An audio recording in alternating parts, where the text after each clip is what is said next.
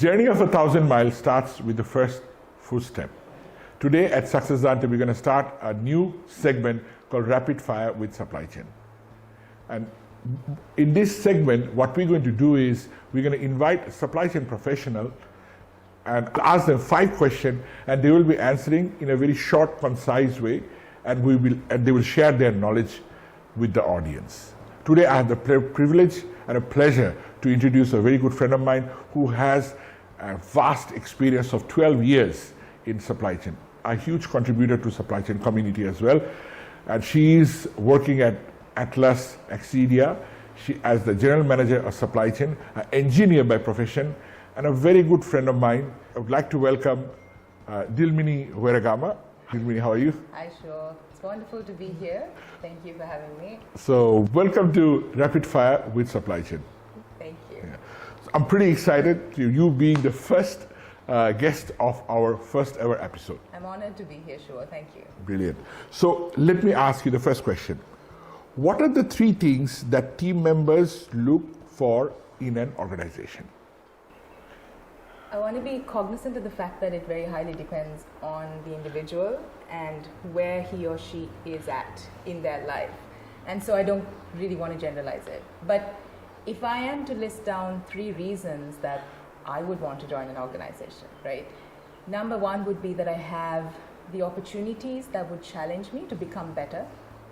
2 would be that I have the freedom and the flexibility to create and innovate. And 3, of course, would be the reward and the recognition, whether it be monetary or otherwise. But interestingly, sure, I think all these 3 things, if you think about it, boil down to the leadership or the leader. So in a sense, if I was to answer the question, I would say what people look for and what really drives someone joining an organization is the leadership, the leader and the leadership of the organization. My next question, how do you retain and take care of talent? I don't believe that there is a one-size-fits-all strategy for retaining talent. Each individual is different. And I want to also kind of address a misnomer, in my point of view, with regards to retaining talent. I don't personally believe that every member should be retained forever, right? As a leader, I think some people come to you in the organization and join the organization because they view it as a stepping stone that would get them ahead in their careers. And for others, they join an organization as a destination, right? So I think it's important that you understand and identify the difference and act accordingly. But if I were to look at what makes a person stick on with an organization without leaving when they have the opportunity to go out, I would bucket it into 4 things. 1 for me is that they're gaining as an individual, that they feel that the leadership and the culture and the environment that they're in allows them to grow as a person and become better. The second would be that the company as a whole showcases a very clear vision and goals with articulated strategy that shows them how they're getting there, right? And I think it's important because this gives each one purpose in what they do. So it's the why of what you do.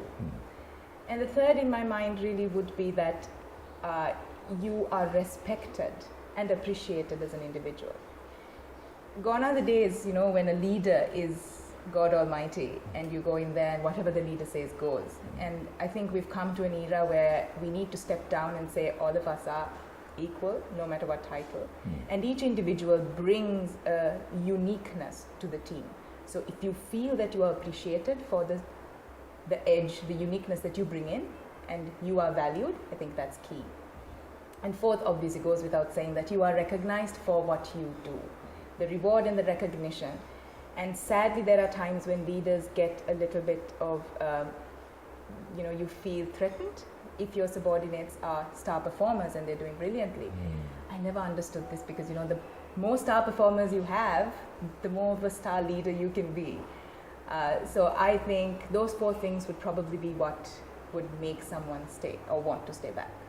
My next question to you, what would you say have been the most defining moment in your career? That's an interesting question. I'd like to start by saying the trajectory of my life towards supply chain happened when I left behind my career in biomedical engineering and moved back home. And it was a gutsy move to make. So I think I need to give a little bit of due recognition to the fact that I chose to kind of leave one career behind. And that was an initial turning point. But if you think about the real defining moment within supply chain, I think it's when I joined Unilever as a management trainee almost 12, 13 years ago now, where, you know, the beauty of Unilever is where they rotate you from one department to another so that you get overall exposure. And this time it was my stint was in logistics, right? So I was being sent into the department to kind of understand the ropes of what logistics means, and I didn't know head or tail of lorries to the warehouses or what, you know, how it worked. And unfortunately, in the span of say 1 month from the time I joined, the whole entire team of logistics within Unilever had to kind of disperse for different reasons that happened. And here I was, I found myself as a brand new management trainee stuck there with a chairman and a director who had absolute confidence in me, who believed that I could actually step up and run this whole department for the organization with their support, right? And I kid you not, you know, I've burnt midnight oil understanding A to Z of what logistics is. I've been addressed by a bunch of Hulk men, transporters that would be carrying physical poles with a lot of anger in them. But through conversations, they became my friends. And over the few months and the 2 years that I spent there, what I felt was that, it was the moment where I was able to either swim or sink. And the leadership gave me life vests were ready for me, and they gave me the opportunity to really take on that challenge and prove myself. That told me two things. One, that I can learn anything if you really set your mind to it. You don't have to go in with the knowledge if you know how to learn. Two is that I'm not afraid. If someone says it's a challenge and it's something that you need to turn around, well, bring it on. So the confidence that you gain by really pushing yourself out there beyond your comfort zone, I think creates a bit of a turning point where you say, all right, I'm ready to fly. So I think that was like the defining moment. My next question to you, what advice you would share with a career-oriented person to enhance their capability? Well, my advice would come in 4 parts again. I would say, with the fear of sounding cliche, number one priority for me would be align with your purpose. And I do really believe that you need to love what you do in order for you to do well in it. Now, I don't think that all of us are going to be able to sing and dance as a career if that's what we love doing. And there are the moments that you're going to need to do what you have to in order for you to be able to do what you want to. But, you're going to have to wake up early, stay up late, and really give it your best. So you need to love what you're doing.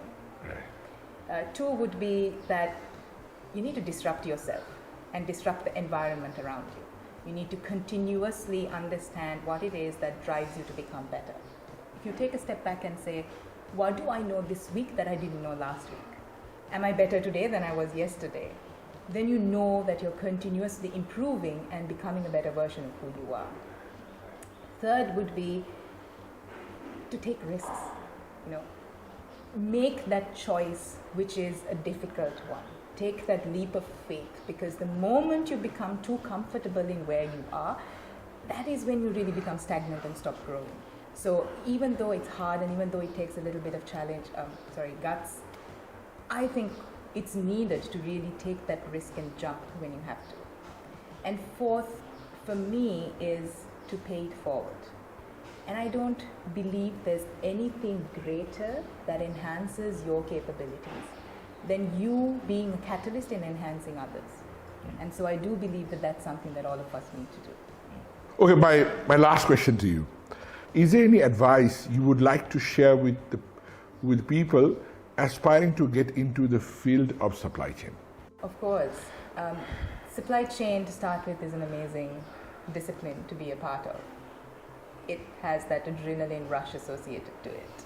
And I love being a part of it. One thing I must say though at the offset is that whether it's supply chain or any other discipline, I believe that logic and common sense really tops any other capability.